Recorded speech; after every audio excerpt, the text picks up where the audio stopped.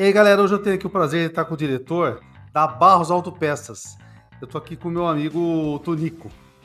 Muito obrigado, Tonico, por estar aqui com a gente, bater esse papo. Imagina, obrigado eu pela E oportunidade aí. legal, falar com o Tonico sem gravata, né? Se bem que você não usa gravata, né, Tonico? Não, não usa gravata. Nem amarrado eu uso gravata. Eu só vou em gravata em casamento e enterro. É que o pessoal fala, a gente tem costume de falar de gravata, assim, cara, é impressionante, né? Porque quem compra lá a peça lá na ponta, cara, é, não sabe quem que está dirigindo as empresas, né? Não sabe quem que é presidente, diretor de empresa e o que passa na cabeça deles, né? Então é legal a gente poder levar esse bate-papo para eles, né? Legal, legal. E alguém não te conhece como Tunico? Que eu nem sei o Ah, seu nome, cara. não, o meu nome é Antônio Barros, Antônio Fernandes de Barros. Eu levo o nome do meu avô, né? Antônio Fernandes Barros Neto. Ah, Meu legal. avô também era seu Tonico Barros, né? E aí, até minha mãe, nem ela lembra de me chamar de Antônio. Então, é Tonico mesmo. Verdade, Tonico cara. Barros aí já desde que eu sou gente. Nossa, verdade, cara. Todo mundo. Tunico. Cara, eu tava lembrando, faz tempo, hein, cara, olha, faz tempo que a gente se conhece e faz tempo que você tá na Barros, né? Eu tô aqui, a trajetória minha na Barros, né? Eu sou a terceira geração aqui na empresa, junto Ah. de outros três primos que estão aqui à frente da empresa, né? A empresa foi fundada. Então, peraí, me conta um pouquinho, eu quero saber, essa história interessa, cara, essa história é Aham. legal. Primeira coisa é o seguinte, como é que você veio para aí? Onde é que você nasceu? Onde é que você estudou? Você é daí de Mogi mesmo? Sou nascido aqui em Mojimirim mesmo, nossa empresa também é daqui de Mojimirim, né? E eu fiz faculdade em engenharia mecânica na FEI, mecânica automobilística, inclusive, lá na FEI, em São Bernardo do Campo. Olha E só. depois de me formar, eu comecei a trabalhar. Eu vim aqui para Barros depois de me formar, comecei a trabalhar aqui. Fiquei alguns meses e aí eu percebi que a faculdade de engenharia estava um pouco distante ali, apesar de ser automobilística, tudo a ver com carro, etc. Estava um pouco distante do que eu havia aprendido na faculdade, do dia a dia nosso aqui comercial, né? Aí eu acabei começando a trabalhar no ramo da indústria automobilística e entrei na Sabó.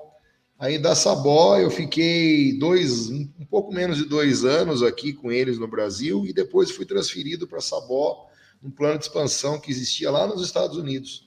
E eu fiquei na Sabó dos Estados Unidos um pouco mais de 7 anos lá. Nossa. Morei lá fora, quase 7 anos e 10 meses eu morei, com a Sabó eu fiquei um pouco menos do que isso, né? E aí foi uma passagem na minha vida aí, lidando diretamente com montadora, né, lidando com a engenharia da montadora, fazendo ali toda a interface ali da fabricação, né, do projeto da peça, do nascimento do projeto da peça, até a manufatura, entrega na fábrica e a instalação na linha de montagem desses carros novos, sempre projetos novos ou adaptados, né? Então eu tive uma passagem aí. Depois disso, 2010, final de 2010, eu voltei para o Brasil. E aí a gente, como eu disse, nós temos aqui outros três primos que trabalham aqui na Barros, né? E aí, em conversa com eles lá, a gente se alinhou e eu voltei a trabalhar na Barros. Né? Já Legal, tem cara. um pouco mais de 10 anos que eu estou aqui de volta aqui. Cara, Barros, assim, né? Até eu queria que você contasse um pouco, porque às vezes não é todo mundo que sabe a história, que é terceira geração. Então, imagina, quantos anos, né, um pouco da história da Barros, né, cara? Porque a Barros é uma empresa para esse mercado bem tradicional, com algumas coisas assim que foram marcantes para o mercado. Diga-se, por exemplo, a lista de preços que tinha, né? Correto. Década de 90 ali, 80, 90, que negócio da inflação. Lista da Barros era famosa pra caramba. Legal, Então foi me mesmo. conta, Barros, quantos anos essa Vamos coisa, a lá. tradição da Barros aí? Vou tentar passar aí um pouco para vocês aí da história, né? Seria melhor ter alguém das gerações antigas para contar, mas infelizmente dos três, o fundador principal, meu avô, já se foi, né? É o seu Tunico Barros, e depois dos três sócios da empresa, o seu Tunico teve 5 filhos, né? E sendo 3 homens e 2 mulheres. E aí, na divisão das heranças lá, as meninas decidiram ficar com outros segmentos lá, outros negócios, e meu pai e meus outros 2 tios ficaram com a empresa. Na verdade, meu pai, na época que meu avô faleceu, nem era sócio da empresa ainda, mas eu já conto isso já. Era o Wilson, que era o mais velho, e o Zé Barros. E o meu avô pediu para os dois que não desse a empresa para o meu pai, que fizesse o meu pai pagar pela parte dele na empresa com trabalho, porque meu pai era o caçula da família. Ele entrou muito novo na sociedade. Então, um dos pedidos do meu avô foi, ó, o Fernandinho não entra aqui de graça não, vai ter que pagar a parte dele, né? Então, meu pai lá atrás trabalhou de motorista, fazendo entrega, na logística, aqui tudo, até ganhar maturidade e assumir o espaço dele aqui. Mas, basicamente, a Barros, ela nasceu em 1970, na fundação dela foi 1º de janeiro de 1970. Acredite ou não, naquela época, acho que cartório trabalhava dia 1º ainda, né? Organizado, hein, cara? Vamos começar dia Então, 1º, hein? e aí, ela, na verdade, a gente nasceu como distribuidora de autopeças em 70, mas ela veio a Barros nasceu mesmo de um posto de gasolina. Meu avô tinha um comércio de secos e molhados aqui no distrito de Mojimirim aqui, e depois ele comprou um posto, vendeu os secos e molhados e comprou um posto de gasolina aqui em Mojimirim, já na cidade. E aí o posto de gasolina, no fundo, né, como todo português, monta a lojinha, né? E aí começou a trabalhar com peças de carro. Naquela época era muito pequena a frota, né, poucas variedades, etc. E começou a trabalhar com filtro, óleo, né, coisas bem básicas ali que tinha, sapata de freio, né, cabo de acelerador, peças de carburador, bomba d'água, de gasolina, etc, etc. E foi consolidando ali uma operação de vendas de autopeças junto ao posto.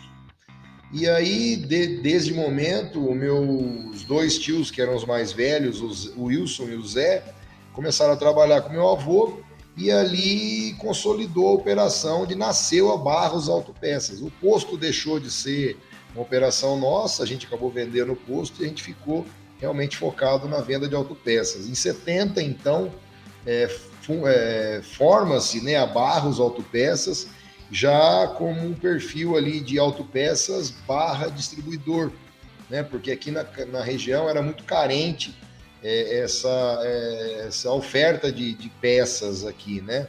Então meu tio Wilson ia muito para São Paulo, fazia as compras junto com meu avô, tal, trazia essas peças, e aí o Zé organizava essas coisas tudo aqui e fazia essa venda na região. Isso aí se consolidou, né? Graças a Deus, a gente, uma empresa com 51 anos de idade hoje, né? Vai fazer 52 agora em 1º de janeiro, né? Vindo aí. E aí, depois disso aí, a empresa consolidou como distribuidora, nunca deixou de ser varejo, a gente sempre teve uma portinha de varejo que fosse. Hoje a Barros tem 2 lojas de varejo, né, em Mojimirim, Mogi Guaçu, e outras 8 lojas de atacado. Somos 10 unidades no total, né? E essa história aí, né, se desenvolveu aí ao longo do tempo, e junto aí da paixão pela autopeça, né, o meu tio Wilson tinha uma paixão muito grande pelo futebol. Cara, E aí acho que tem uma passagem. Seu tio era uma espécie de Eurico Miranda aqui do interior, não era? É quase isso. ele na época, nós abraçamos o Mojimirim Esporte Clube, né? Que foi uma grande alavanca para o nosso nome aí, Brasil afora, né? Porque naquela época a gente consolidou o time durante 27 anos, o Wilson administrou o time do Mogi, e nós construímos naquela ocasião o Carrossel Caipira, né? Cara, revelou Rivaldo, né? Isso, Nossa, Leto, Rivaldo, né? E aí foi foi uma oportunidade legal para Barros, né? Apesar de economicamente, financeiramente falando, não era uma coisa tão interessante, né? Porque obviamente isso custa, né? E aí é dinheiro que vai. Mas era uma paixão do Wilson que aconteceu e ajudou a Barros muito, sim. Mas assim, parte da nossa história essa construção junto ao Mogi aí, né, que teve lá na década de 90 lá. Cara, era uma loucura mesmo. A primeira vez acho que eu fui visitar Barros, que foi justamente para conhecer o seu Wilson. Eu vi, cara, porque eu achei estranho. Eu entrei lá da Barros, um campo. Falei, gente, mas que campo? Uma distribuidora? Cara, nunca vi um campo assim, um tapete. É, E aí o era, seu Wilson levava o time pra treinar lá na Barros, cara. treinava aqui, Cara, que treinava aqui. figuras. Era isso mesmo. Ele não, ele, o Wilson tinha um zelo muito grande pelo gramado, né? O Mojimirim, o estádio aqui, teve o gramado considerado o melhor do Brasil por anos e anos, né? Porque ninguém pisava na grama até o dia do jogo, né? Era só a Nossa, cara. roçadeira e o cara jogando adubo. Que os treinos eram feitos aqui na Barros, eram feitos no centro de treinamento que tem aqui próximo. Então era um episódio até interessante, sim, essa passagem, sim. Foi Ah. um momento legal para a imprensa. Ele era um cara, assim, muito folclórico, uma figura, assim, gente. Eu me Seu Wilson lembro, de Barros, né?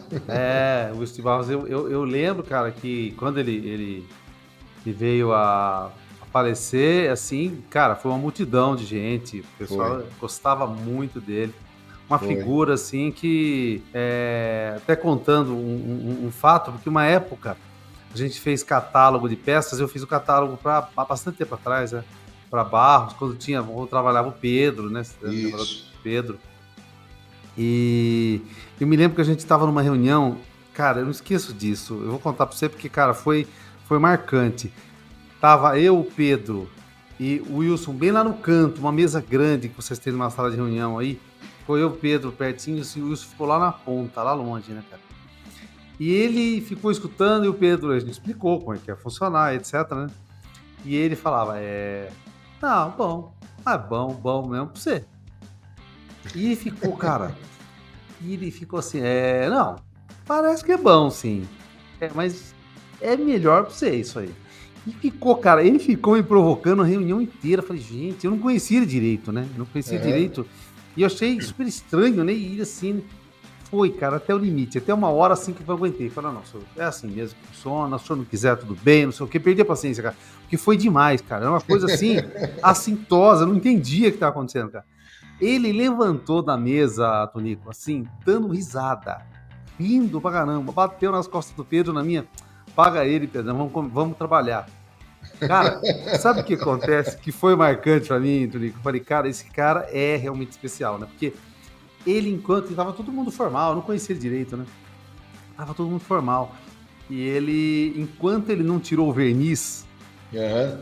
né? Enquanto ele não fala, vamos ver quem é esse cara, cara, ele não teve jeito, mas foi marcante. Eu lembrei Legal. disso, quando ando a Barros, lembro do seu Wilson, lembro dessas coisas, acho genial, Teve um cara. pessoal saudosista aí, até hoje fala muito do Zé, né? Como é que funcionava, como é que ele lidava. O Zé era o Wilson tinha uma lida muito boa com pessoas, assim. Ele era um brutão, um cara muito durão, mas era um doce de pessoa, né? E o Zé Barros era uma pessoa totalmente oposta ao Wilson de ser durão, brutão. O Zé era uma avó, né?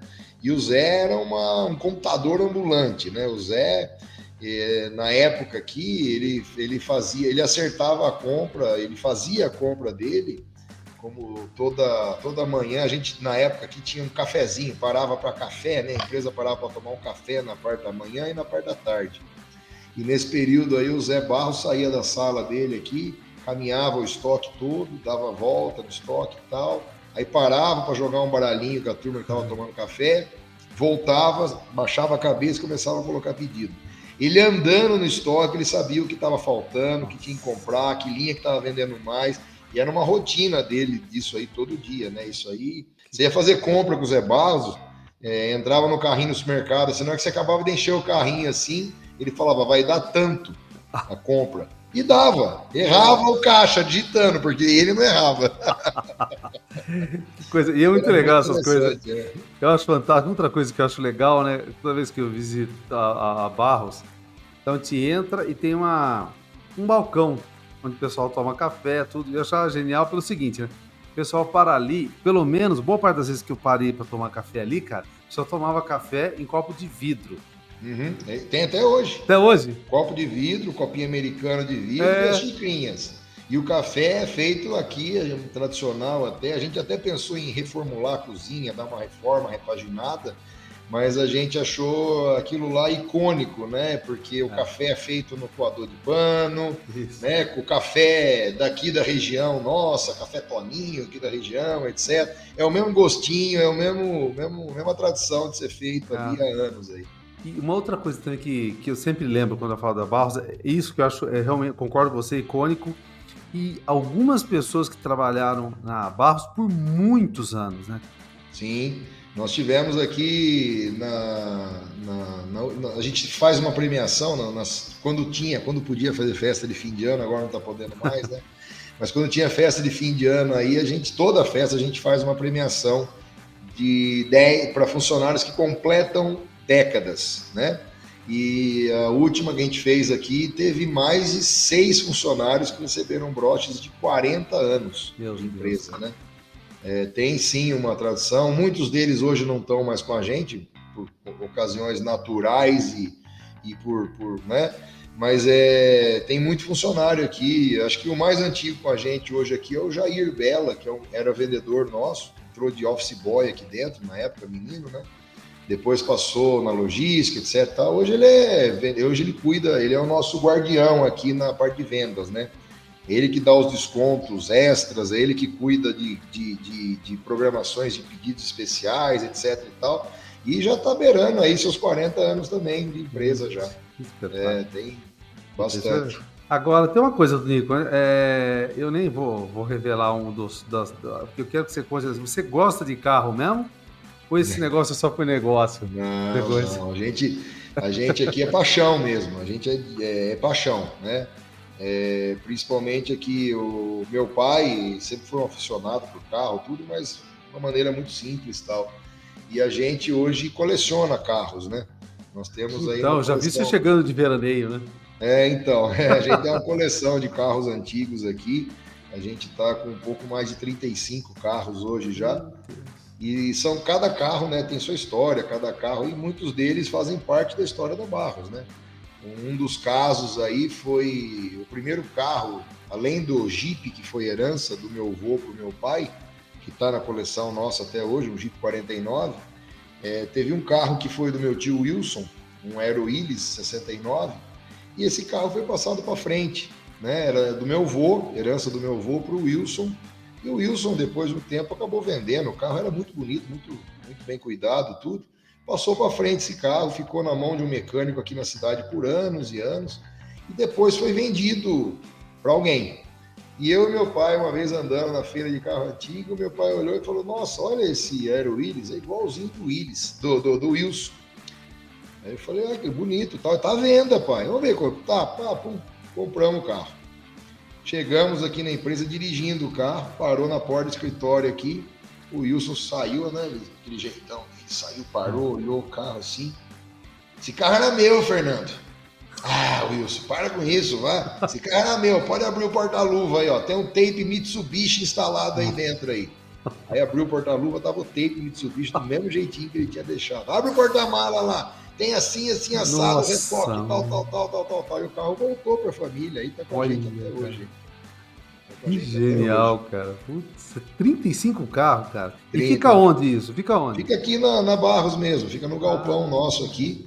A gente tem alguns galpões aqui que a gente tem para estoque extra, esse tipo de coisa, né? E aí a gente fica guardado. Mas você usa. Eu vi você andando de veraneio, pô. Eu uso. Eu assim, não tem dó, não é para ficar no cavalete, não, é para usar mesmo. Isso não tem graça, né? O gostoso é curtir. Não, eu só via veraneio, fiquei impressionado, cara. Aquela veraneio, cara, parece nova, né? Tirou da todos os carros são assim, cuidado, pintadinho. Todos assim, e eu tento manter a originalidade dele o máximo possível, né? Com certeza. É o que dá valor, né? Porque adaptar a coisa, a gente que é do mundo de autopeça sabe, né? Que a peça da veraneio é a mesma da C10, e eventualmente uma outra de uma C10 D20, papapá. Então a gente não adapta nada. Vai lá, essa aqui é a bucha de rosca, vai buscar a bucha de rosca, não é a bucha de borracha moderna, não. E assim por diante, né? Tem bastante coisa dessa situação. Assim. Que coisa. Agora, cara, então você mora em Mogi também, né? Moro em Mogi aqui, com a família. Acho que você só morou em Mogi nos Estados Unidos. Eu morei, fiz a faculdade em São Paulo, né? Lá Ah, é na Folha de verdade, São você é de São Bernardo. Paulo, é verdade. Morei em São Paulo e depois, quando eu comecei a trabalhar na Sabó, também fiquei mais. No total foram 7 para 8 anos em São Paulo. E voltou. Capital, loucura. A gente que é do interior, hoje, até minha esposa, que era de São Paulo, hoje fala: ah, não, aqui no interior é mais tranquilo, aqui eu não volto mais. Virou caipira e gostou. Gostou, não teve jeito de ir embora, não. Agora, até eu não sei, por exemplo, uma coisa, né? Essa questão de carro. Você usa Uber? Aqui no interior, muito pouco. Quando eu tô na capital, São Paulo, quando eu viajo assim, eu não alugo mais carro, eu só pego Uber hoje. Tá. Hoje, Uber 99, tem mais um ou outro aplicativo ali que me falha a minha memória agora, mas eu uso os aplicativos aí porque é muito mais prático e fácil, realmente, com Tá, certeza. tá. Uma outra coisa, Tonico, é a discussão que tem assim há muitos anos e a gente traz de novo a pau. Loja de bairro de autopeças, vai acabar ou não vai? Não acaba. Assim, óbvio, tudo muda muito rápido no mundo hoje, né? Mas, assim, quando a gente olha cidades, a gente atende muito, a Barros tem uma característica de atender muito o interior, né? Tanto de São Paulo quanto de Minas, quando a gente é muito forte também. E a gente conhece na essência esse pessoal, né? As grandes lojas ou redes de lojas, elas vão se consolidando, obviamente, elas vão tomando os espaços, e nos centros maiores, elas vão roubando, né, parte da venda aí do cliente menorzinho, a loja de bairro ali, etc. Né? Mas o Brasil é muito grande, cara. É muito espaço. Geograficamente, o Brasil é um continental, né? E não tem como todas essas grandes redes abraçarem o Brasil todo, né?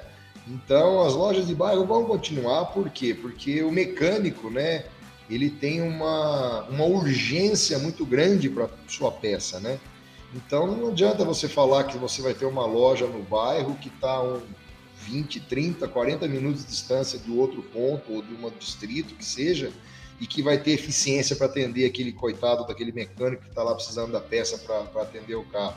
Então a loja de bairro ela vai continuar tendo seu movimento, ela vai continuar tendo sua participação muito forte no mercado. Porém, nos mercados em capitais, cidades maiores, etc., onde essas grandes redes ou as lojas, né, de maiores se consolidam, ele vai espremendo sim o coitadinho, né, da loja de bairro lá que trabalha ele com a esposa, o filho, mais um, dois funcionários. Essas lojas vão sentindo isso nessas regiões mais de maior volume e tal. Mas é um típico cliente que eu ainda enxergo a longo prazo, aí no interiorzão, a longo prazo, a sobreviver Como que esse cara, sem. então, mas como esse cara vai sobreviver?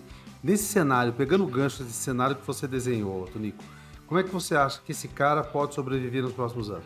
O que É deve fazer? assim, eu vejo assim, hoje tudo é informatizado, né? O mundo hoje é digital, né? Falar para esse lojista que ele tem que estar no Instagram, Facebook, tal, ainda eu acho que não é uma realidade, né? Como a Barros hoje tem perfil no Instagram, perfil no Facebook, a gente faz as postagens, tem uma comunicação, um canal aberto com o cliente, consumidor final, etc. Mas assim, o que eu enxergo? Que esses caras precisam organizar sua loja, porque hoje a variedade, uma coisa que mata a gente aqui, né, é a variedade de peças e carros que tem no mercado hoje. É muito grande, é muita variedade, é muito tipo de peça, né? Então o que acontece? Se a lojinha menor ou a loja de médio porte aí não tiver um sistema que ajude ela a organizar o cadastro do produto, para a aplicação correta do produto, para organizar o estoque dele, quantas que eu tenho, quantas que eu vendi. Ele tem uma visão um pouco mais organizada, fica muito difícil. A era do caderninho, como se faz, ainda muita gente faz, né? Vendeu, anota no caderninho do lado do balcão lá, né? Aí chega mais ao fim do dia, o cara pega o caderninho e vai ligando para um, dois, três distribuidores, vai dividindo o pedidinho dele ali. Isso tende a ficar cada vez mais difícil de ser feito, né? Porque a variedade de peça é muito grande, e aí controlar no papel, na caneta, é humanamente impossível, né? Hoje Mas por exemplo, tem distribuidor vendendo para oficina, tem todo mundo vendendo para oficina junto com esse cara. Isso, Ele não consegue brigar com o preço de um grande distribuidor, sim. né? Você não. Outra coisa que você falou, cardápio gigante, né? Uhum. Os caras. O distribuidor tem 30, 40 mil peças. Esse cara não consegue ter uma variedade dessa. Sim. E aí, como é que ele vai ter que segmentar para poder vender? Porque ele vai tomar porrada de todo mundo, né, cara? Sim, ele toma, realmente ele toma. Só que tem um fator que é eterno, que esses grandes distribuidores, para as oficinas, todos nós distribuidores temos essa deficiência da agilidade, né? Por exemplo, a gente vai atender o mecânico precisa pegar aquela peça, às vezes ele precisa olhar a peça, ver se é aquela mesma, comparar uma com a outra tal. Quando ele tem uma lojinha de bairro, uma loja menor que pode ajudar ele e tal, ele vai lá, o motoboy leva a peça, ou ele mesmo vai até a loja, compara, pega uma, duas, três peças, olha essa aqui, aproveita, leva mais aquela tal. Na venda, a distância que normalmente acontece quando a gente fala de venda de sendo abordado, o mecânico sendo abordado por distribuidor, ela não é dessa forma. Então, a oportunidade que as lojas, né, têm na abordagem do mecânico é da prestação de serviço, né? Poder levar a peça, comparar, pegar de volta aquela peça que o mecânico não serviu, porque no distribuidor a peça não sai sem nota, né? Aí o mecânico comprou, por exemplo, você pega o Gol 2012, tem 4, 5 tipos de pastilha diferentes com o mesmo Gol 2012. Como é que o mecânico ele tem que saber se uma é com trava, a outra é com alarme, a outra é com a aba para cima, para baixo, etc. Sistema Teves, Varga, Bosch, e tudo isso aí vai complicando, né? Então, onde está a prestação de serviço? Onde está o diferencial dessas lojas, né? É prestar esse serviço para o mecânico, é poder ajudar o mecânico a ter a peça certa o mais rápido possível, porque o cliente que teve o seu carro quebrado já está pé da vida, né? Porque ficou a pé. Chegou no mecânico tá lá desmontando o carro, o cara precisando para ir embora, não sei o quê. Aquela situação, o nosso negócio, né, ele nasce de um trauma normalmente, né? O Sim. brasileiro não tem a cultura de fazer manutenções preventivas, né? A nossa manutenção de frota no Brasil, eu sou seguro em dizer que é mais de 60%, 70% corretiva, né, da nossa manutenção. E aí o que acontece? Ela nasce de um trauma. Alguém ficou a pé em algum lugar, o carro quebrou onde você não precisava, onde você não podia estar, etc, etc, etc. Então tudo isso gera um estresse muito grande na cadeia, né? E esse estresse aí ele começa no cliente que chega até o mecânico com pressa de devolver o carro para o cliente, vai até onde ele precisa comprar a peça. E se o cara não atende com velocidade todo esse ruído, esse trauma só cresce, aumenta e piora, né? Então, eu acho que Mas agora, agora me fala uma coisa, um outro elemento que está entrando cada vez mais forte e trazendo uma outra dinâmica para o mercado por exemplo, o Mercado Livre. Eu estou falando de e-commerce, mas o Mercado Livre é o elemento mais expressivo que está movimentando esse mercado. O dono do carro agora, alguns casos que está acontecendo, eu tenho conversado com as oficinas, o dono do carro compra a peça no Mercado Livre e aparece já na oficina com a peça embaixo do braço. E se a peça estiver certa, legal, né? E o mecânico, a gente sabe que ele não é um apreciador disso, né? Porque se aquela peça tiver um problema, uma garantia, ou qualquer dificuldade que ele tenha, para quem que o mecânico vai recorrer? No Mercado Livre? Ele não vai pegar o telefone e ligar no Mercado Livre, porque nem existe telefone para ligar no Mercado Livre. Ele vai devolver a peça. Vai devolver a peça. Aí o trauma da cadeia vai devolver a peça, e qual peça ele vai pôr no carro? O carro está parado, esperando. Então, por dois motivos assim, e o mecânico fica receoso de usar a peça por procedência, por uma série de fatores, né? E outra, o outro ponto como eu disse, é assistência. Se der algum problema, onde é que ele vai recorrer? Então o mecânico fica muito arredio nesse tipo de situação. Mas ele já vem sofrendo isso, Tonico. Por exemplo, o frotista. O frotista também aparece com a peça embaixo do braço. E aí, cara, como ele tem volume, o mecânico acaba abraçando ele. Fala, o cara tem 50 carros. Né? Aí é questão de sobrevivência ali. O mecânico não vai falar não para o cliente que trouxe a peça. Óbvio, tem situações e situações, mas na maioria, ele não vai falar não. Ele vai colocar algumas possíveis dificuldades. Olha, garantia, se acontecer alguma coisa, eu não posso dar garantia no meu serviço, que eu não sei a procedência da peça, tal. Se precisar trocar, eu vou ter que te cobrar de novo a mão de obra, aquela coisa, né? Então, assim, existe sim essa tendência, mas ela é um pouco. É, é, ela conflita muito ainda, né? E ela tem suas dificuldades, né? Na pandemia, um dado interessante aí que a gente teve de um parceiro nosso é que na pandemia o número de vendas de peças online aumentou pra caramba. Foi um crescimento estúpido, assim, né? Muito grande. Acho que foi na ordem de 60%, salvo engano aqui, para peças. E o que aconteceu? Junto disso, veio uma devolução de peça na ordem de 40% daquilo que era comprado. Entendeu? Então, muita gente falou: vou trocar o amortecedor do meu carro, vou comprar. Pá, foi lá e comprou o amortecedor. E não se atentou, talvez, se o carro dele tem um ar-condicionado, se o modelo é o A ou o B, né? Se tinha esse detalhe do sensor do ABS ou não, o suportinho, etc e tal. Ele chegou no mecânico amortecedor, mas o mecânico falou: o amortecedor do seu carro não é esse. Vai lá e devolve. Então, o índice de evolução da venda online, ela é muito alta ainda, né? E por que acontece isso? Porque hoje a gente não tem certeza, não existe uma ferramenta no mercado aí robusta e forte o suficiente para dizer precisamente que aquela peça é daquele carro, né? Porque as montadoras, elas usam de mais de um fornecedor, né, para o sistema de freio, embreagem, seja o que for, e aí acaba tendo ali uma diferença outra de peça que o nosso Tem mercado não carro que consegue rastrear. eu não sei se eu tô certo, mas tem carro que do mesmo ano tem 2 modelos de peça para o mesmo carro, naquele ano tem 2 peças diferentes, né? O que eu falei, o exemplo do Gol. O Gol 2012, se não me engano, ele tem 5 pastilhas de freio, modelos de pastilhas de freio diferentes. E elas não são intercambiáveis. Você não pode pegar, pastilha 1, 2, 3, 4, 5. Uma é da Teves com alarme, uma é da Bosch com não sei o que, outra da VAR. E ele no mesmo ano, 5 tipos Para de o pastilhas mesmo modelo de no carro. mesmo modelo de carro. Quer dizer, Uma só loucura. sabendo o número do chassi do carro que você vai saber a peça.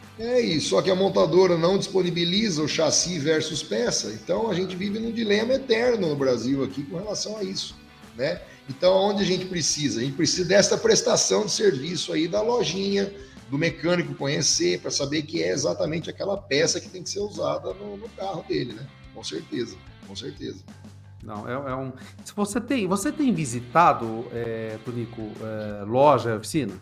A vida nossa é essa, né? É? Eu aqui na Barros, né? Como que a gente se organiza, né?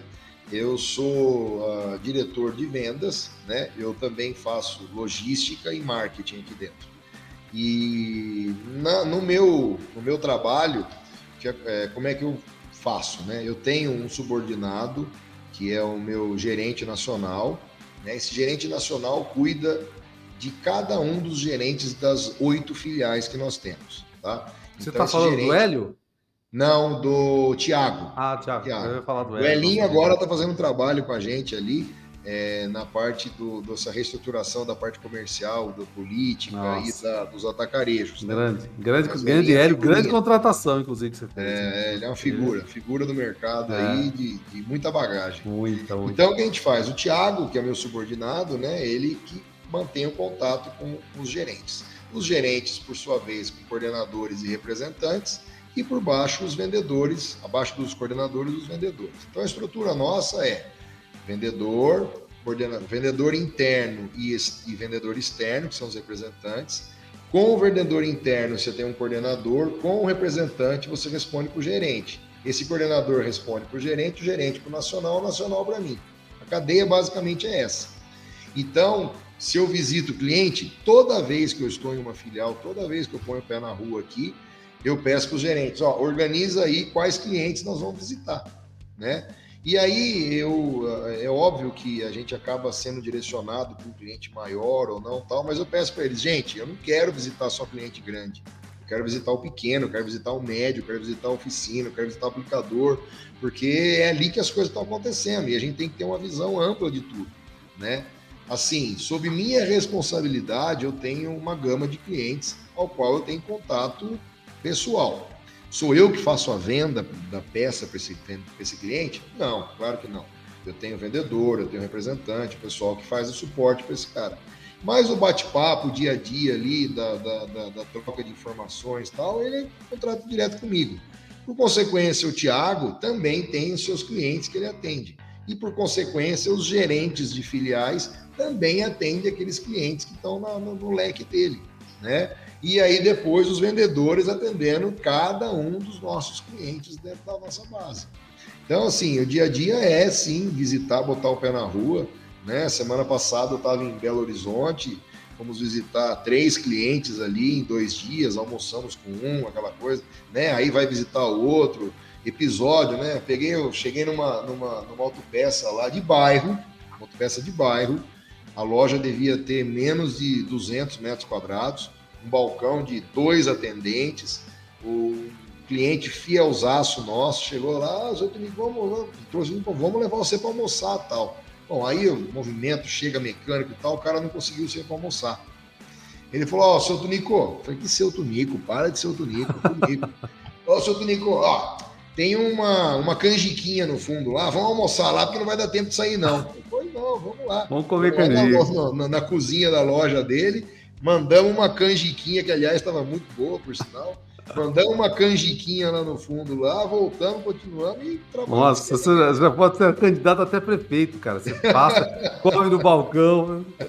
Que legal, cara. Nossa. Gostoso. Essa lida na rua é muito bom, né? E você tá trabalhando com pessoas de etnias diferentes, de raça diferente, de cor diferente, de jeitos e sotaques e tudo, né?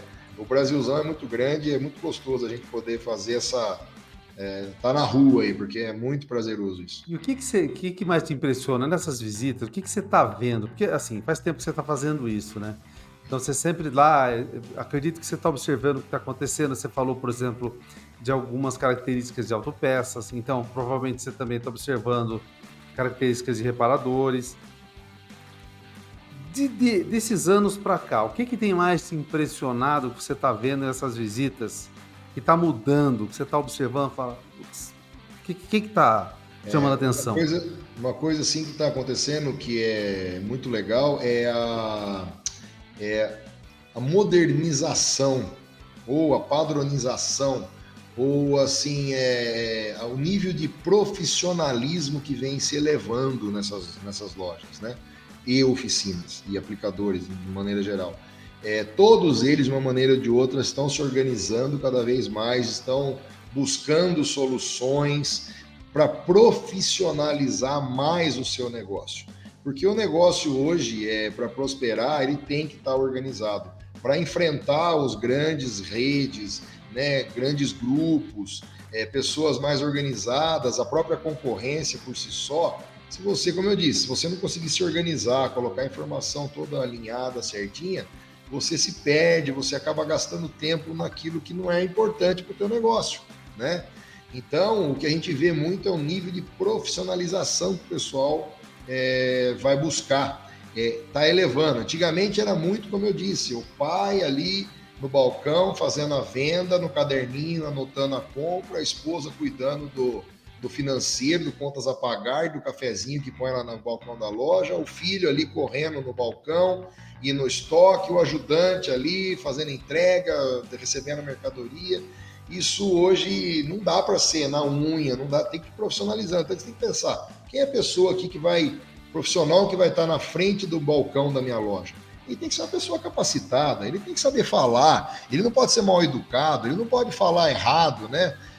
Poxa, eu não posso sair comprando o que eu acho que eu tenho que comprar, porque dinheiro hoje é caro, né? Dinheiro ficou caro no mercado hoje, os juros é alto, difícil acesso a crédito. Então, se a pessoa não pensar, poxa, eu vou comprar essa, vou deixar de comprar aquela, essa aqui está tendendo a chegar mais na minha loja, tem mais clientes procurando essa peça do que essa que eu estava acostumado a vender. Se a pessoa não estiver atenta a tudo isso daí, monitorando tudo isso, o dinheiro vai embora, o negócio se desfaz, né? E você está vendo, então, o pessoal mais capacitado no varejo e na Mas oficina. eles buscam soluções sistêmicas, isso eu acho que é ERPs ou sistemas que ajudam a organizar a loja dele, controlando o estoque, organizando o catálogo, ajudando para fazer a aplicação de peça mais assertiva, né? Aí vem ali um sistema que organiza financeiramente a vida dele, nos pedidos em aberto, contas a pagar, boletos que chegaram, boletos que estão para vencer ou não, né? Recebíveis que estão na rua, o cara que paga cartão de crédito, cheque, dinheiro, né? Tudo isso daí, se você não conseguir organizar isso daí de uma maneira, vamos falar, sistêmica, usando um sisteminha, um RP, alguma coisa assim, ele fica de mão atada, ele não vai conseguir crescer, né? Você falou uma coisa, Tonico, que às vezes você falou que o mecânico ele precisa pegar a peça e olhar. Então é isso, de vez em quando ele tem que olhar, não tem jeito. Tem que pegar uma e outra e olhar. Vezes. Tem muitas das vezes sim. É óbvio que tem aplicações, peças que são mais comuns ou mais de sistemas que não tem tanta variação. Então ele pega o telefone e já fala, ó, tô precisando de tal pé, tô precisando aqui, ó, tô embaixo do carro aqui, acabei de desmontar aqui o freio traseiro do carro aqui, ó, tô precisando do cilindro de roda da Courrier, tá? Ó, me manda a sapata também, que vazou óleo aqui, encharcou a sapata. E preciso também aqui do regulador da sapatinha aqui, que esse aqui engripou tudo aqui, preciso trocar ele. Aproveita aqui, ó, manda um cabo de freio de mão para mim aqui. Isso vai acontecer sem muito estresse, né? Agora, quando ele chega num nível de peça um pouco mais técnica, né? Como eu disse, exemplo novamente do Gol. Ele não vai falar, me manda a pastilha do Gol 2012 aqui. O vendedor, se ele sabe que são 5 modelos de Gol diferentes, primeira pergunta, qual que é o sistema aí? É Varga, T, Bosch, o que é aí? Ah, esse aqui é T. Ah, é com trava, sem trava, é com alarme ou sem alarme. Tudo isso vai variando a peça. Só que, poxa, imagina, a gente aqui na Autopeça recebe as demandas do mecânico, né? O mecânico, ó, me manda aí o pivô do Corsa. Tá, que ano que é o Corsa? Você quer o quê? O pivô? Você quer ele da Nakata, da Perfect, da TRW? Que marca que você quer o seu pivô? Sabe? A gente fica de mão atada às vezes. Então, mas esse negócio de olhar a peça, por exemplo, hoje o pessoal compra peça pelo WhatsApp. Opa, liga. Ô, Tonico, tem tal peça pra mim? Então, conversa pelo WhatsApp. Se tem, por exemplo, eu não sei se acontece isso. Eu fiquei imaginando, talvez você saiba. Eu não sei, eu tô lá com o disco do Gol. Esse Gol aí, esse bendito aí do 2012. Se eu pego pra você, Tonico, ó, tiro 2 fotos, mando pra você, resolve ou não? Ajuda muito, muito, muito, muito. Por exemplo, a pastilha precisa de uma foto só para saber qual que é, entendeu? Aí tirou uma foto da pastilha e manda pelo WhatsApp. O vendedor nosso aqui é o WhatsApp o dia inteiro, é o dia inteirinho.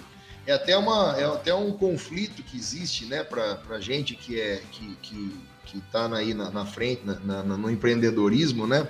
É o recurso do WhatsApp do funcionário, né? Ele está usando o celular dele. Poxa, mas eu vou disponibilizar o celular da empresa, mas aí o celular da empresa não faz isso ou não está com o contato do fulano, do Beltrano. Então a gente fica num dilema, né?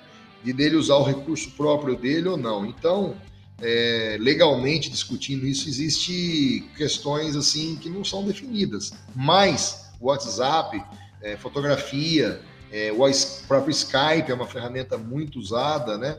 É imprescindível. E quando o cara manda uma foto, manda um print, manda um desenho, tudo isso resolve ali a vida do vendedor ali, entendeu? Para poder saber se a peça é certa ou não. Cara, você tá falando de peças, aí eu fico imaginando as novas tecnologias. Como você é engenheiro, você deve estar olhando para tudo isso, e o pessoal tá falando de carro elétrico, eu já falei com um monte de gente sobre isso, inclusive com os mecânicos.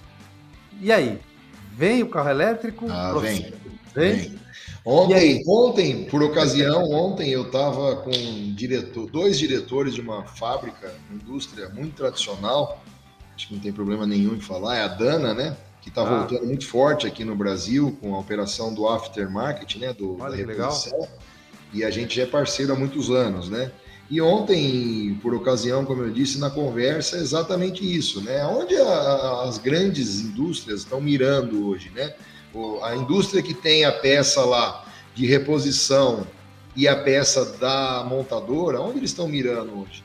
eles estão mirando dentro do mundo eletrificado, né, dos carros elétricos. O que é carro elétrico? Não necessariamente é o carro que só põe na tomada e sai andando, é o carro híbrido, é o carro puramente elétrico, é o carro que tem célula de combustível, tem N vertentes aí no mercado saindo aí, né, despontando. Mas é um caminho literalmente sem volta, né? Primeiro que o combustível fóssil que a gente usa, né? Ele é um combustível limitado. Uma hora vai acabar, né? Tem muitos ainda poços de petróleo, muitas regiões a serem exploradas, etc e tal, mas de uma hora ou outra ele seca, né? Vai acabar. A energia elétrica, por sua vez, ela vem de várias fontes, né?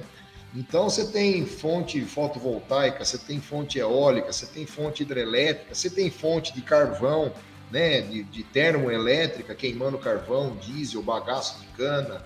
Então tudo isso aí tem muitas vertentes de onde vai vir essa energia para tocar esse carro. Então é uma tendência de acontecer de que o mundo vai precisar de procurar fontes de energia que são que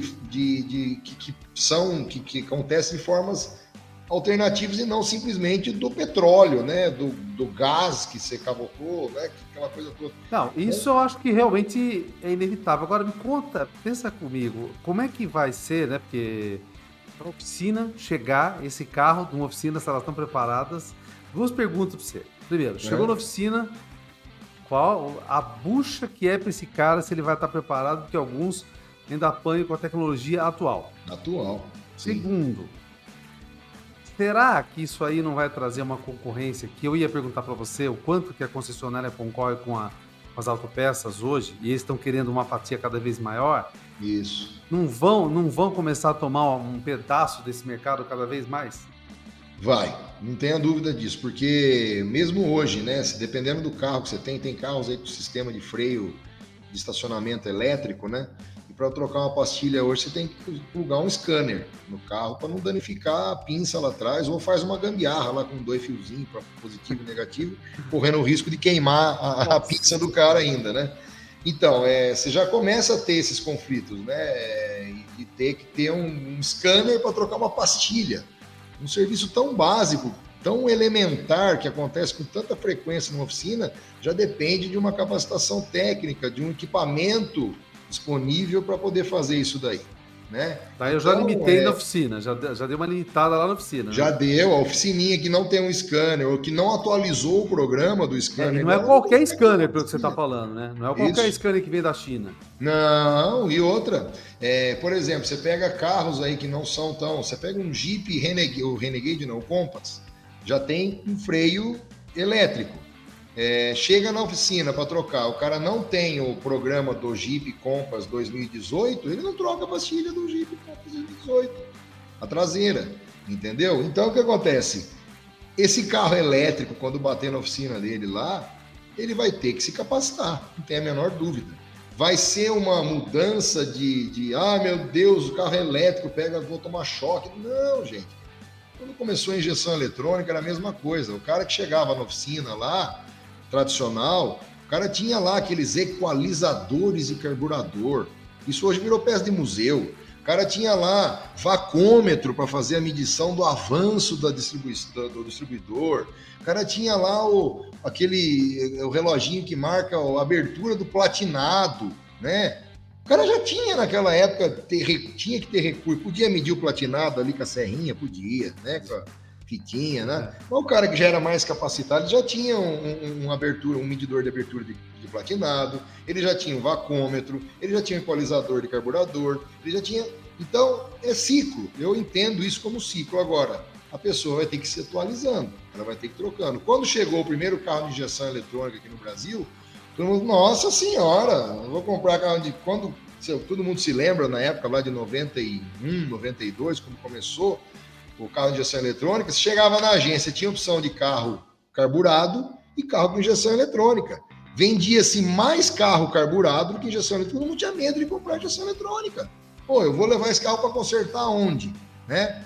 Aí, no tempo, consertou isso. A montadora falou, não quero montar mais carro com... Até que chegou um momento que a montadora falou, eu não vou mais vender carro com carburador, né? Que foi o que aconteceu. A partir de tal ano não tem mais carro carburado. Aí tem que comprar o que tem, né? Que é a injeção eletrônica. A mesma coisa eu enxergo que com o ciclo daqui a pouco vai ser. Por exemplo, a própria Toyota diz que até o ano de 2000 e tal, 2020 e tanto, não vai ter carro que não seja pelo menos híbrido no mercado dela para ser vendido. De carros, né? Não de caminhonetes, de carros. Então, hoje já está aí, ó, o Corolla é híbrido, o Corolla Cross híbrido, a gente tem lá aquele carrinho, o outro da Toyota, me fugiu o nome agora, que já é anos e anos, já um carro híbrido. Então, que é um sedanzinho, né? Um sedã pequeno, né? O sedanzinho pequeno deles, lá me fugiu o nome agora. Aí você tem uma Nissan, que já tem aqui no Brasil um carro 100% elétrico, não vai uma gota de combustível no carro, já está à venda, né? Ou seja, já está entrando, já está começando esse negócio a acontecer. E vai chegar um momento que o carro elétrico, de uma maneira de hoje, ele é mais caro para a montadora. Mas se você olhar um carro elétrico, ele é muito menos complexo em número de peças, que é o que custa para a montadora, né? Montadora, quanto mais peças tem no carro, mais fornecedor tem que ter a montadora, mais pessoas envolvidas na engenharia de cada uma dessas peças e mais caro fica, por consequência, o carro. Quando você tem um carro com menos peça, ele fica mais barato e a montadora visa lucro, né? Ela não vive de doação de peça e nem de caridade, ela vive de lucro, né?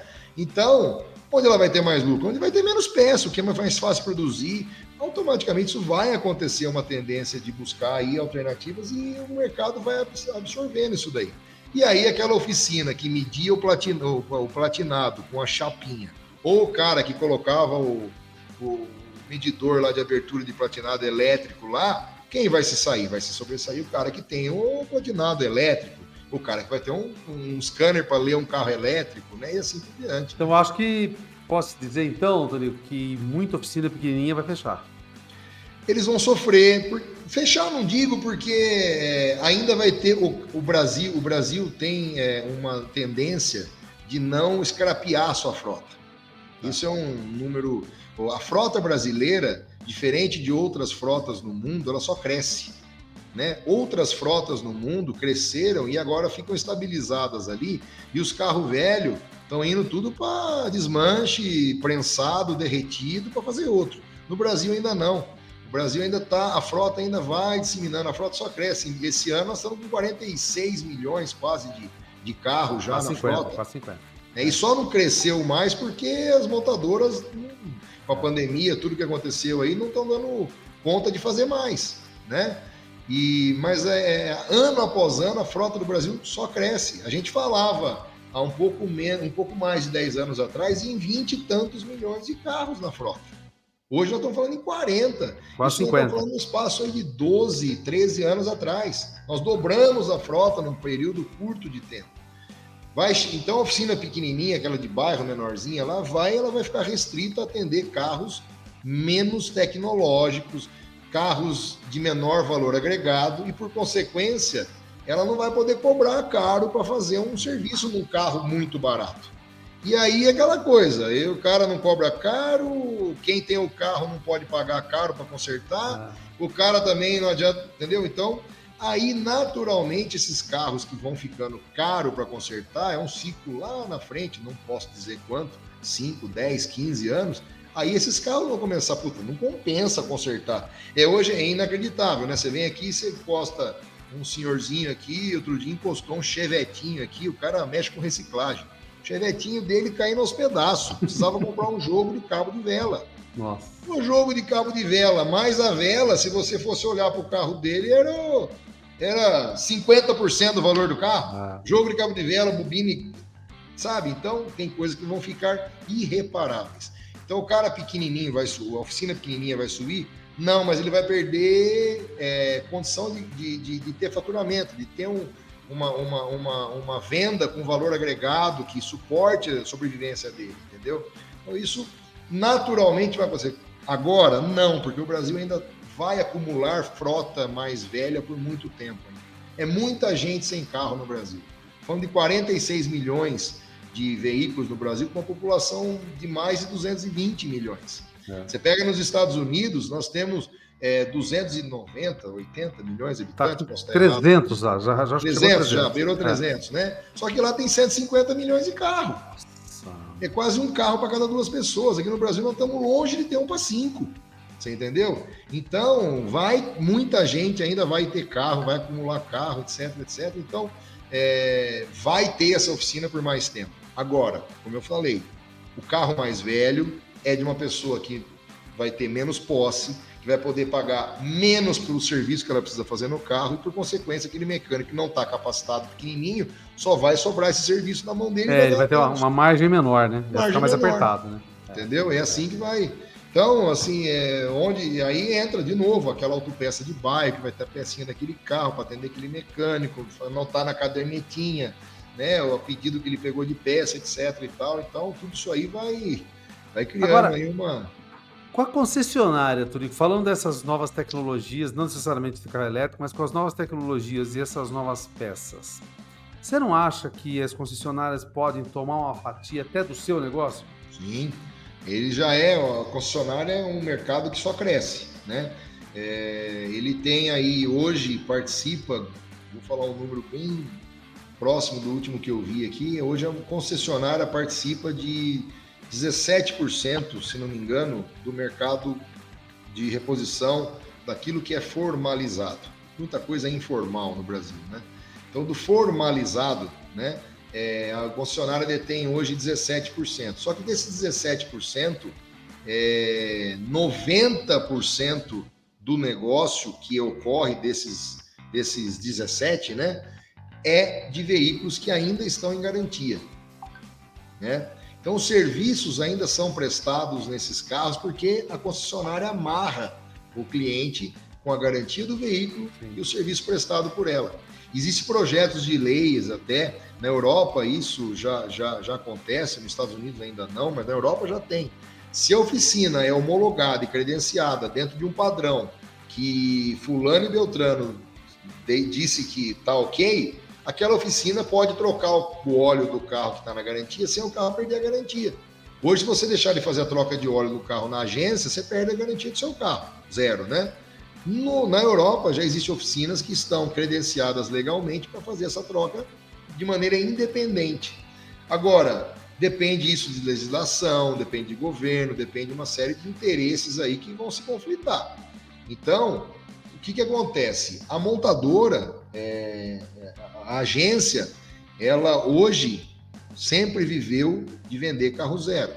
O que está acontecendo exatamente agora no Brasil? Não tem carro zero para vender. O que a agência tem que fazer para continuar pagando e manter a porta aberta, pagando funcionário e manter a porta aberta? Buscar uma fonte alternativa de renda. Qual é a fonte alternativa de renda? Reparo de veículos. Então ela vai lá, na revenda de veículos seminovos dela, etc., ela dá para o cara um desconto para ele voltar aqui. Mas ela está vendendo peça também para as oficinas, né?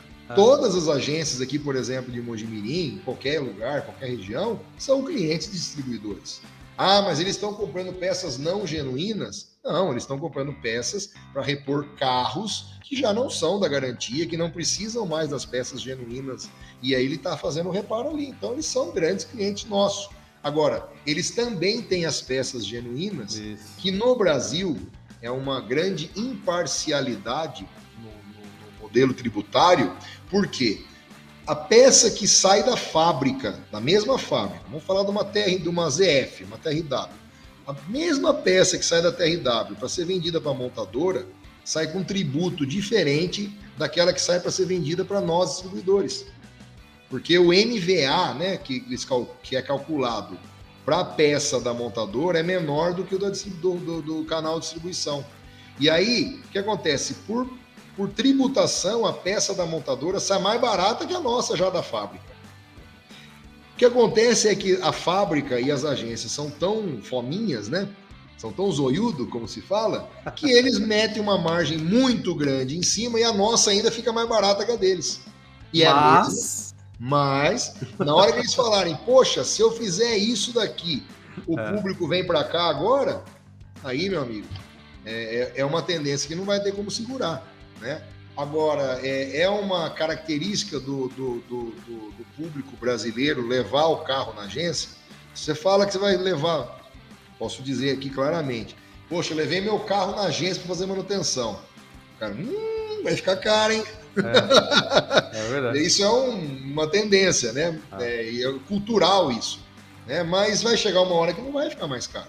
E outro ponto, a agência ali tem acesso a todos os programas que ele precisa para trocar a pastilha do carro, ele tem o update dos programinhas do scanner, ele tem o scanner mais moderno, ele tem a atualização mais frequente.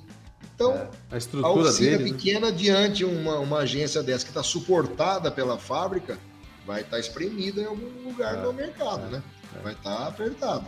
Não, isso é um negócio interessante. Mas falando de comprar peça, né?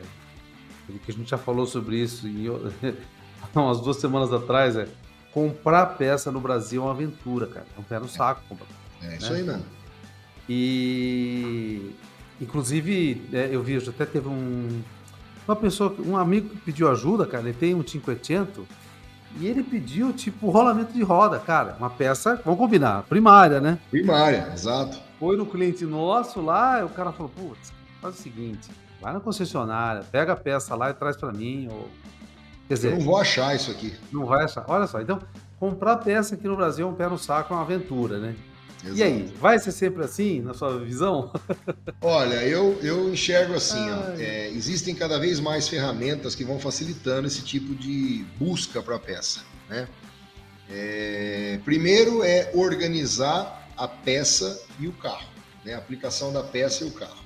Isso é um catálogo hoje que une essas duas coisas, é um negócio para ser sonhado aí. Existem realidades já disso daí, já tem muita gente que está muito próximo de ter coisas ideais, mas a gente no Brasil nunca vai ter um negócio 100%, porque a montadora não é obrigada a disponibilizar o chassi versus peça. Então nós nunca vamos ter um negócio 100%.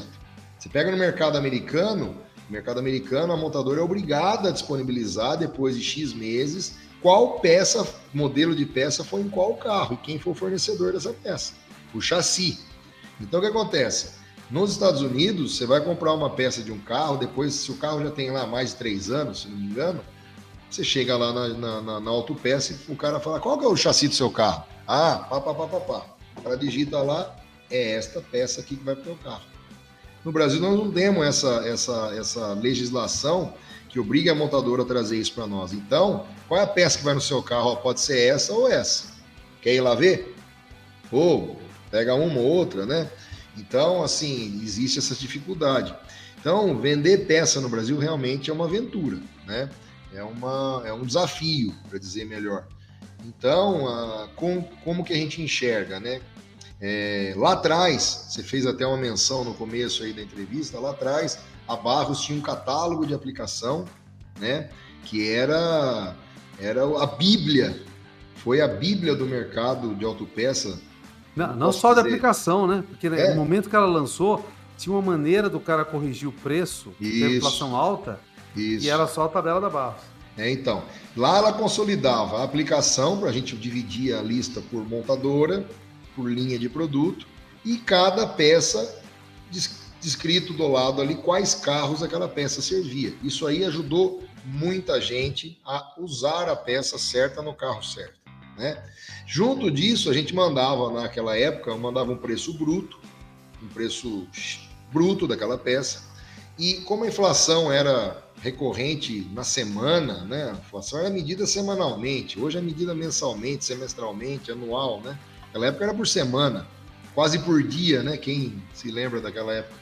Então, o que acontecia? A gente fazia o quê? Ao invés de mandar uma nova lista com outro preço, a gente mandava um múltiplo de um grupo de produtos daquela lista. Então, a gente chama aqui dentro de linha. Então, a linha da TRW tinha um código lá, 163, hipoteticamente falando. Eu mandava para o meu cliente código 163 e um múltiplo. Se o preço bruto era 500, multiplica agora por 0,51. Na semana que vem, multiplica por 0,53. Na outra semana, 0,56. ali ele já estava atualizando o preço dele automaticamente. Isso, Então ele recebia ele tinha uma lista de 200 páginas com todas as aplicações, os preços da peça, e recebia uma página por semana com a atualização dos índices de múltiplos do E preço. recebia em papel, né, cara? Recebia em papel, fax, é o que tinha, Nossa, né? Sinal de fumaça. eu Mas lembro era que o assim que pessoal tinha, funcionava. cara. Olha que loucura. Recebia um calhamaço que era lista. Fantástico. Foi. Então, era uma maneira de atualizar. Hoje, obviamente, você está na internet, você recebe online, você faz o update, né? Então, mudou muito isso. Então, qual é o desafio hoje? O preço tá na mão de todo mundo. Você pegar o celular seu, digitar o código da peça no Google, vai te dar 200 opções de compra, com N canais de venda, com todos os preços ali na tua cara. Então, o preço é um negócio... Agora, aquela peça é daquele carro mesmo? Essa é a pergunta que ninguém ainda... Mas tem uma coisa também, né, Turico? Temos que ser justo. Naquela época a gente tinha ainda 4 montadoras. 4. Era Ford, Chevrolet, Volkswagen e Fiat. Acabou, não tinha mais nada. Né? Quantos modelos de carro tinha cada uma delas? A Chevrolet tinha o quê? 3, 4? Né? Tinha o Chevette, o Opala e a C14. Nossa, a gente não tinha, sei lá, não tinha 20. Passava pouco de 20 modelos de carro. Não tinha. Cada montadora tinha 3, 4 carros e ali ficava muito simples. E a peça não mudava, era a mesma por anos e anos e anos, né, do carro ali. Não mudava aquilo. É um desafio, então, cara. É um desafio. Era muito mais simples. Hoje não. Hoje você pega um carro que saiu um ano para o outro, metade do mesmo ano, já trocou de peça, mudou de sistema de injeção, tem um sensor diferente, tem uma calibração de sensor diferente. Tá. Às vezes o sensor é o mesmo, você pega, né, peças hoje aí que você vai substituir no carro, não é só tirar uma e pôr outra, você tem que tirar uma, pôr outra e lá no computador calibrar aquela peça para ver se ela funcionar a partir dali. Entendeu? Então não é mais, as coisas ficaram muito complexas. Não sei se você quer falar do trabalho que vocês estão fazendo disso, e se você acha que esse trabalho seu, a médio, a curto, vai ajudar o pessoal a comprar peça da Barros. Não tenha dúvida. É legal, obrigado por perguntar. Nós temos um trabalho que a gente já conduz aí há anos, né? A Barros lá atrás foi referência nesse catálogo, aplicação, preço, atualização, aquela coisa toda. E, obviamente, as coisas mudam muito rápido, o mundo atropela, etc. e tal. Então, o que a gente vem investindo há muito tempo? A gente vem investindo num catálogo onde a gente cruza a aplicação do veículo com a peça, né? Hoje, para você ter uma ideia, a gente já tem mais de 1,8 milhões de cruzamentos para 25, 27 mil peças que eu tenho em estoque aqui. A Barros tem um portfólio de 22 mil peças. Tem 84, 85 fábricas com que eu trabalho. Fora as linhas de cada fábrica, que se conflitam, mas passa de 150 linhas de produtos diferentes. Aí você imagina aquela peça que serve para um carro, que serve para o mesmo carro de outro ano, de outro modelo, etc. e tal. Então, existe um banco no mercado aí, um banco de dados no mercado, não vou falar o nome, né, mas é um banco bem tradicional, que ele organiza a frota. Ele fala, olha, deste carro foram produzidos tantos, e este carro tem motor 1.6, com ar-condicionado, o modelo é GT, e não sei o que, não sei o que. Muito bem, tudo isso está organizado. Só que cruzar a peça que vai para aquele carro é o grande desafio. Então, as fábricas mesmo, elas não todas usam desse mesmo banco de dados. Então, cada fábrica cadastra a peça de um jeito. Uma usa um catálogo X, a outra usa um catálogo Y e a outra usa um catálogo Z. Vamos colocar um exemplo aqui. A fábrica, vou dar um exemplo que vai bem nesse ponto assim. A fábrica, hipoteticamente aqui, a fábrica A fala que aquela peça serve para o carro do ano 2002, 2003, 2004. A fábrica B fala que aquela mesma peça, que é conversão uma da outra, serve para o ano 2001, 2002, 2003, 2004, 2005, 2006, que a fábrica A falou que não serve nem para 2005, 2006. E a fábrica C, que tem a mesma peça que converte com as outras duas, fala que não serve para o ano 2001, 2002, mas serve para 2003, 2004, 2005, 2006. Como é que se organiza isso, gente? né? É uma loucura poder trazer tudo isso daí. Então, aonde vai? Nós não podemos desrespeitar o que a fábrica faz, né?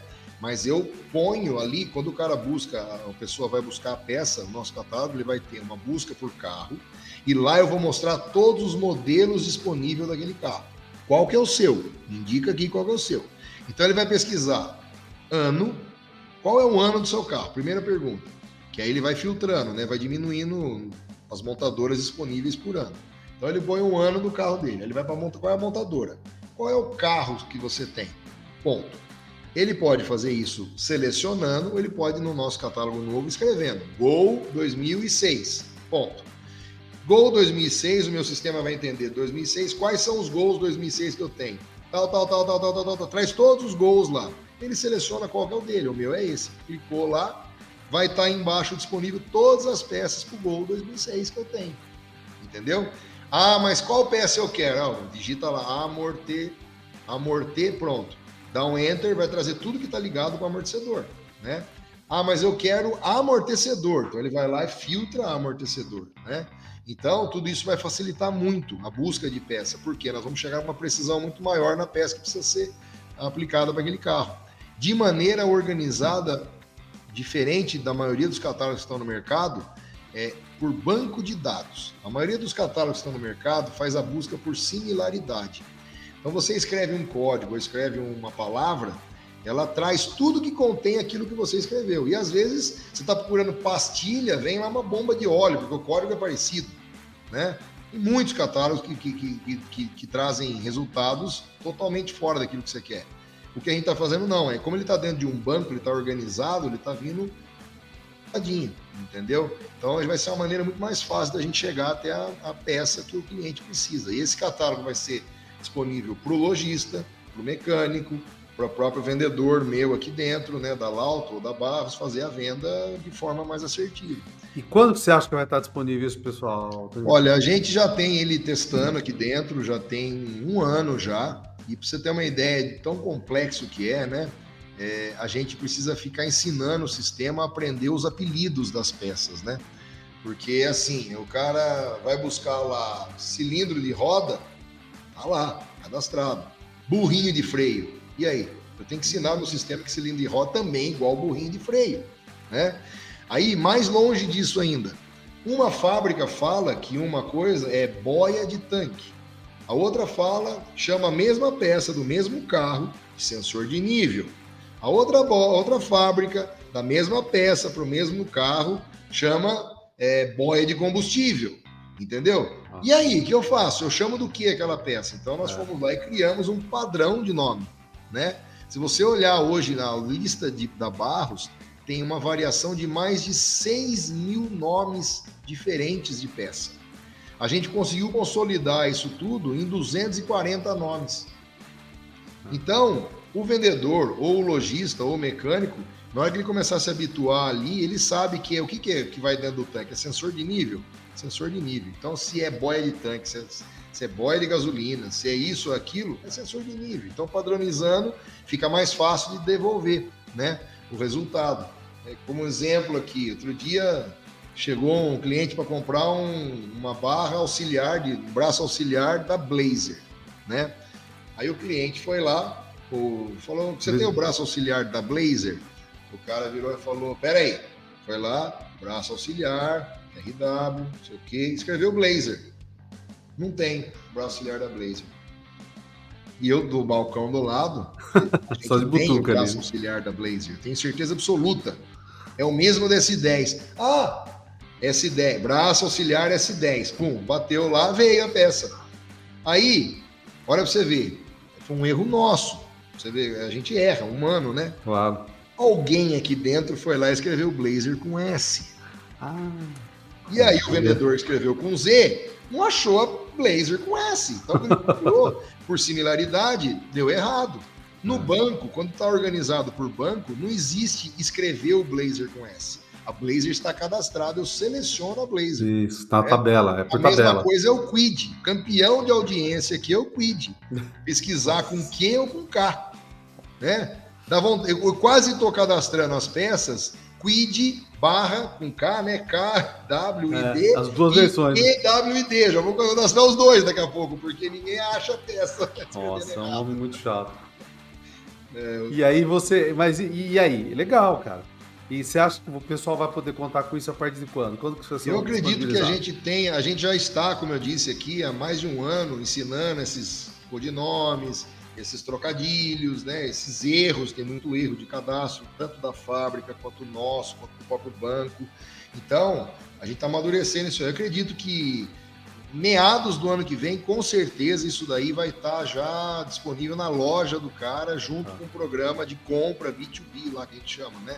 Ele vai ter o nosso catálogo, esse buscador de peças, com os nossos preços, nossas condições de pagamento, tudo ali bonitinho na loja dele, para ele bater ali e conhecer o que a gente tem. Ele poder consultar e comprar de você, né? Ele vai poder consultar e comprar de você. Consultar e comprar. Consultar e comprar, com certeza. É um projeto, essa semana, inclusive, a gente teve uma ação bem forte aí com o desenvolvedor do programa que está fazendo isso para nós, né? Foram horas e horas ali discutindo os detalhes, coisas assim que a gente, né? Um programador de computador, às vezes nem sonha do direito, esquerdo, traseiro, dianteiro. O cara nem sonha da medida que um pistão pode ser standard 0,25, 50, 75, 1,25. O cara não sabe desses. Você vai falar com um programador de computador, coitado, ele está no mundo dele ali, né? Do computador, do digital, tal. Chega para ele e fala que eu tenho que chamar burrinho de cilindro, que peça tem medida direita, esquerda, superior, inferior. O cara fica doido, né? Então, é um trabalho muito extenso aí para a gente acomodar essas necessidades dentro de um sistema, de um buscador de peças, por exemplo. Você sabe que eu tava perguntando pra você se andava de Uber, né? Mas eu sempre pergunto pro pessoal, cara. Tunico, o que você acha, cara? Você acha que, como a gente tá andando de Uber, alugando o carro, né? Assinando o carro, e você falou que a frota vai crescer. Será? As pessoas vão usar mais carro ou vão ter mais carro? Ou mesmo só usando vai crescer a frota? E aí, o que você acha? Vamos lá. Nós falamos aquela analogia lá de 200 milhões versus 40 milhões de carros, né? Comparando com o mercado americano. E sim, o mercado americano, bem específico, ele é muito dependente de carro para locomover. Nos Estados Unidos, ao contrário do que muita gente acha, metrô, ônibus urbano, é muito fraco, é muito, não vou dizer precário, mas é muito pequena as malhas desse tipo de transporte, né? O que tem lá é, obviamente, trens, aviões, a malha é muito maior, a população muito maior, economicamente maior. Mas aqui no Brasil, ainda existe essa relação muito longe. Agora, é uma tendência? Não tem a menor dúvida. É um comportamento, uma mudança de comportamento que, inclusive, muda hoje a forma com que as montadoras oferecem os carros, né? Até poucos anos atrás, de que jeito você sairia com o carro da montadora? Comprando ele. Não tinha outro jeito. Ou você compra ou você compra.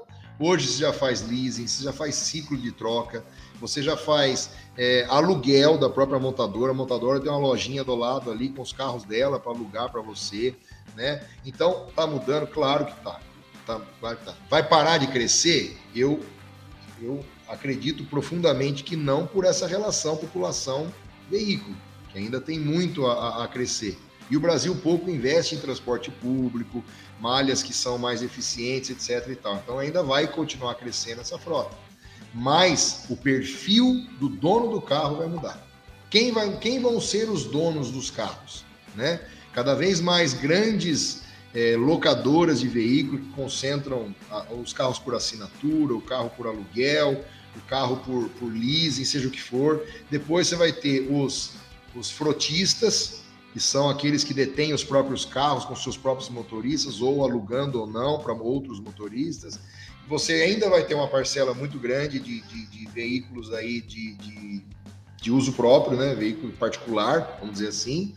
E dentro de tudo isso daí, vai vir aquela nova vertente aí, que já existe na Europa, nos Estados Unidos, de você ter um aplicativo, um carro está estacionado no meio da rua lá, você pega o aplicativo, destranca o carro, entra muito no carro, sai andando, larga o carro em outro lugar, fecha o aplicativo, o carro tranca e fica esperando o outro entrar nele. Isso é uma outra coisa que vai acontecer muito forte. Aqui no Brasil, acho que a turma vai hackear o aplicativo, abrir o carro, nossa, vai dar nó, vai dar nó. Tem um pouco que amadurecer ainda, né? Mas é uma tendência a acontecer, né? Realmente, o que vai mudar, o proprietário do carro vai ser diferente do que é hoje, né?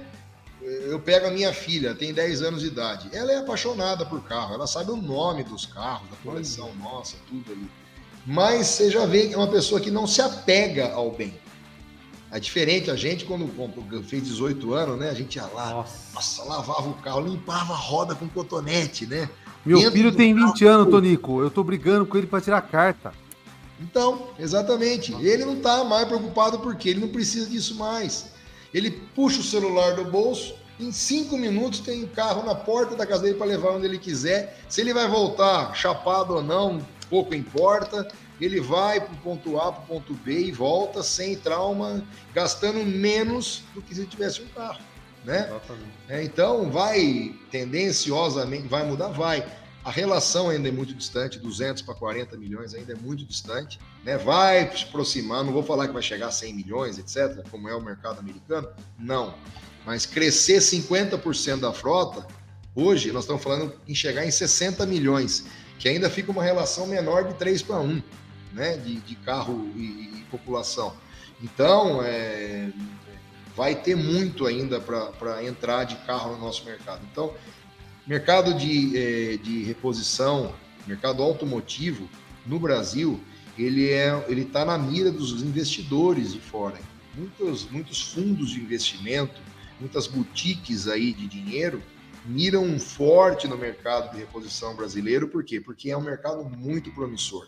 Cresce demais ainda, né? E consolidando, se organizando, vai ganhando mais dinheiro, vai ficando mais fácil, etc. e tal. Então, é um atrativo para aquele pessoal todo vir investir, né? Agora, vai diminuir a frota? Muito pouco provável. Vai mudar o dono do carro? Muito provavelmente, né? Minha filha provavelmente não vai ter, a minha neta provavelmente não vai ter um carro mais no nome dela. Pode ter quase que fato isso, né? Agora, a minha neta provavelmente vai alugar um carro, vai pegar o aplicativo, vai pegar o carro lá, devolver ali, vai pegar um carro, quero viajar, vai alugar um carro para viajar, vai assinar um acesso, etc. Acho que a sua neta, Tonico, não vai dirigir, porque vai ser autônomo.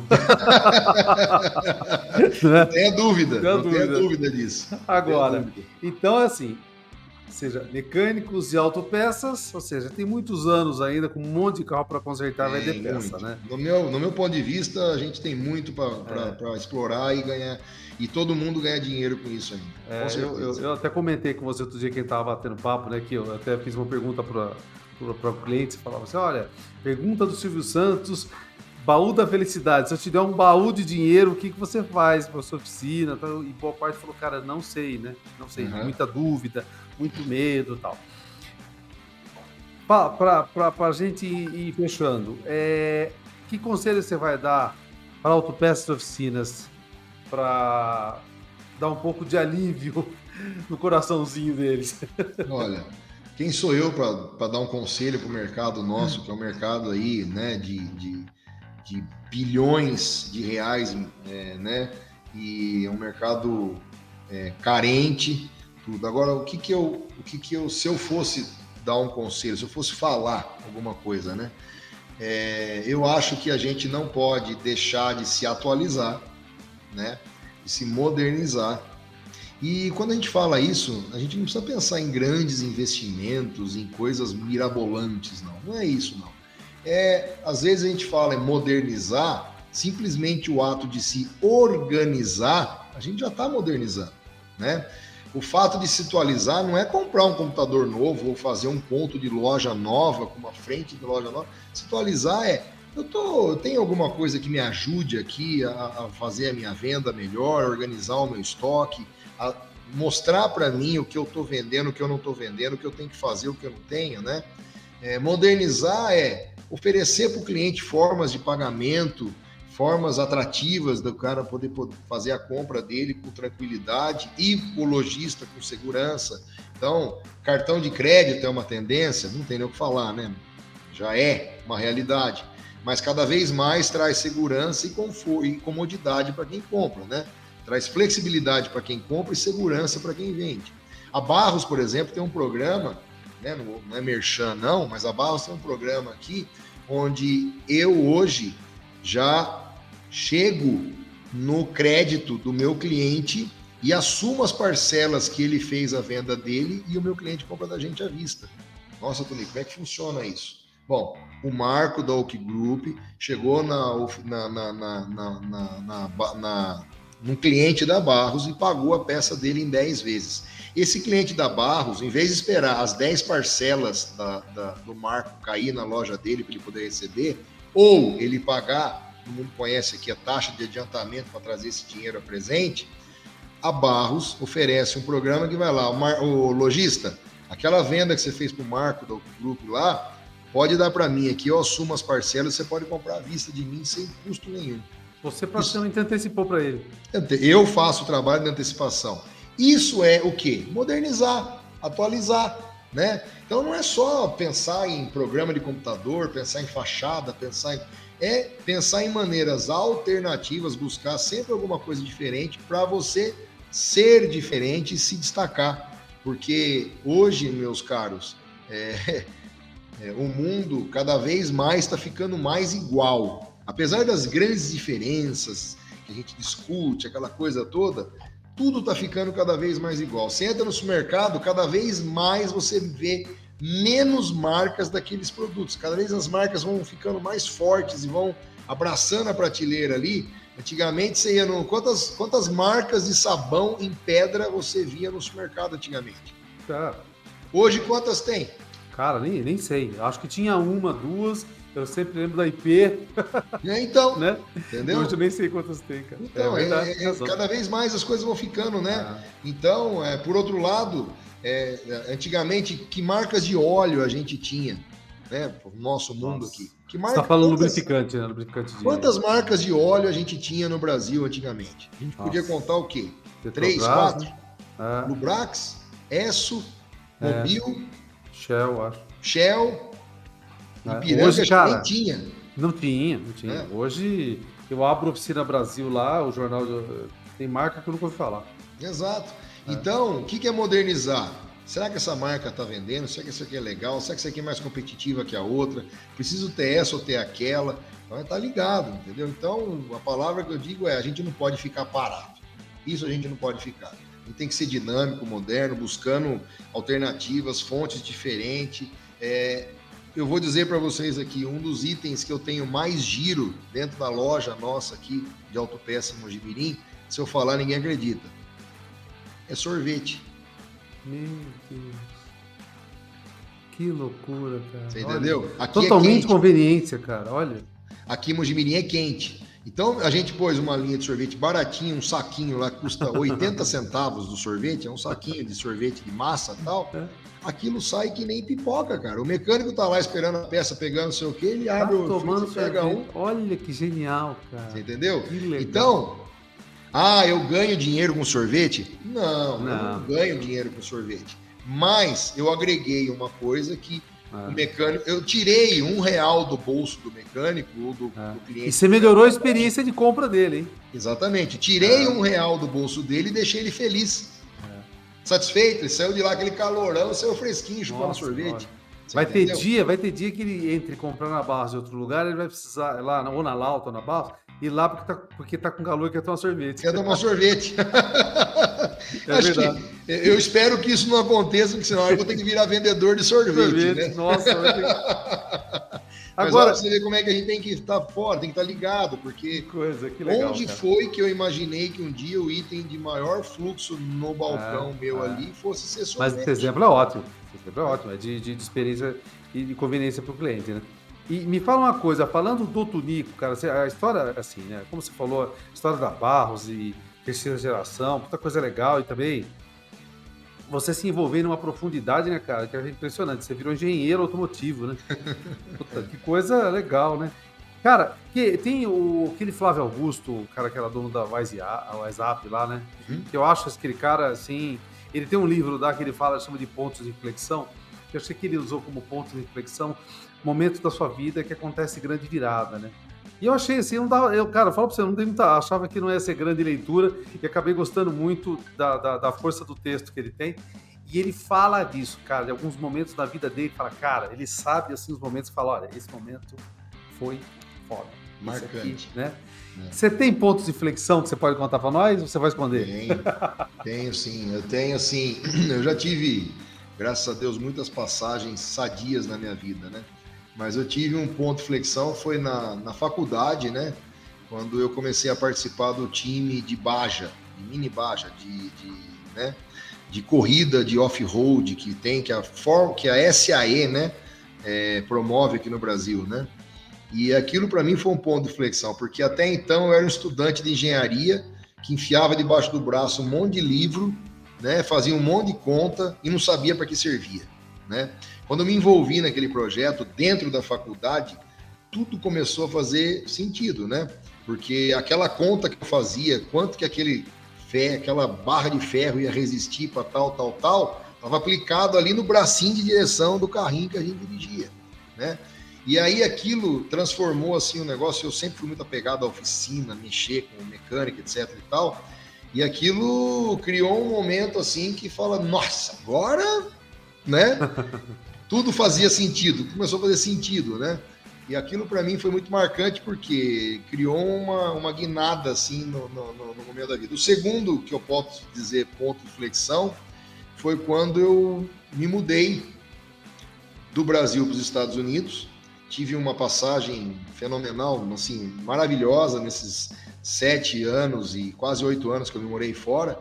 E aí o momento de flexão maior foi quando eu voltei para cá.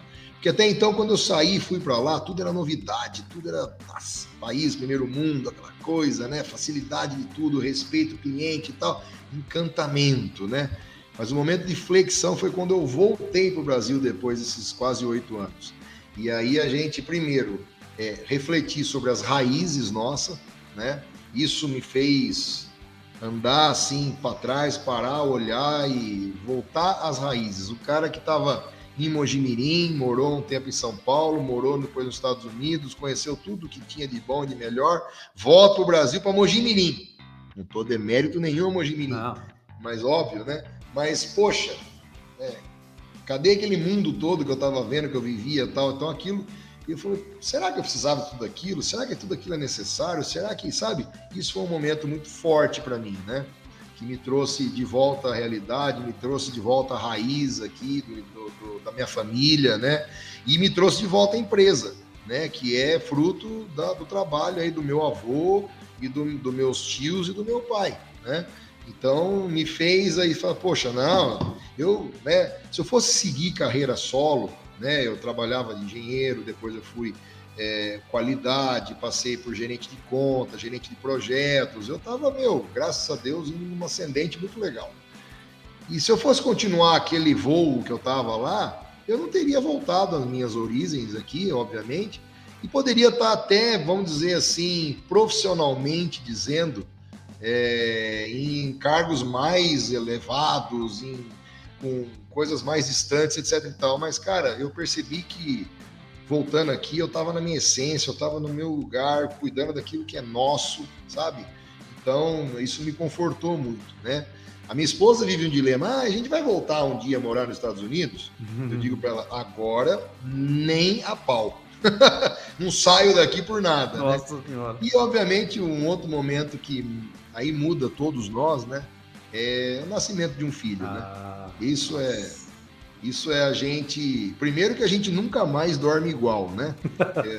Eu me lembro da última noite de sono que eu tive até minha filha nascer. Depois disso...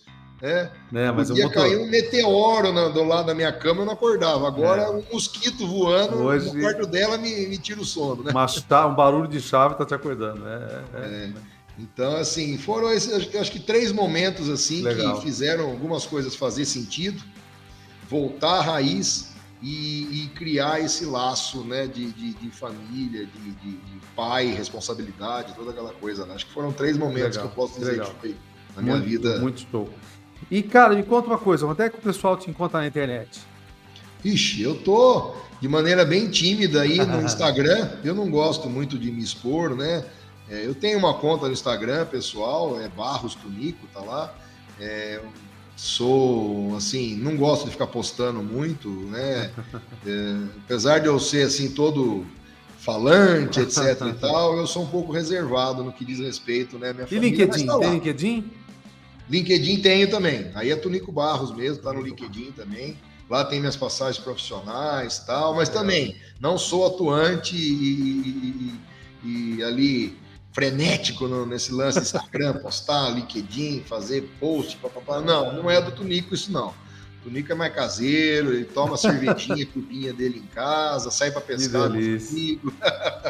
Que legal. Puta, que show, Mas Tonico. tá lá, né? A gente tem que estar na internet, né? Não, quem Tem que quiser ver estar o para saber o que está Tonico, acontecendo, né? que legal. Tonico, que show, cara. Olha, falar pra você uma coisa.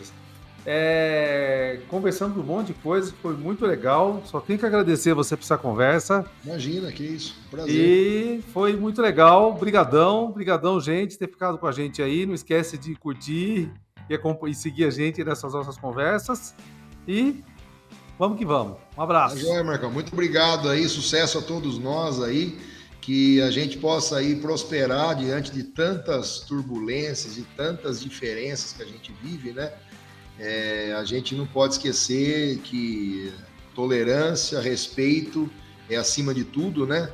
E a gente, todo mundo aqui, tá para fazer o bem, tá para fazer coisas boas um para os outros. Se Deus quiser aí trazer para nós todos aí, parece clichê, né? Mas trazer para nós todos aí um Brasil melhor, um ambiente melhor para os nossos filhos, netos, porque o Brasil é feito de gente boa. E é isso que a gente vai fazer acontecer, coisas boas. Muito, muito bem. Fechou com chave de ouro. Grande abraço, cara.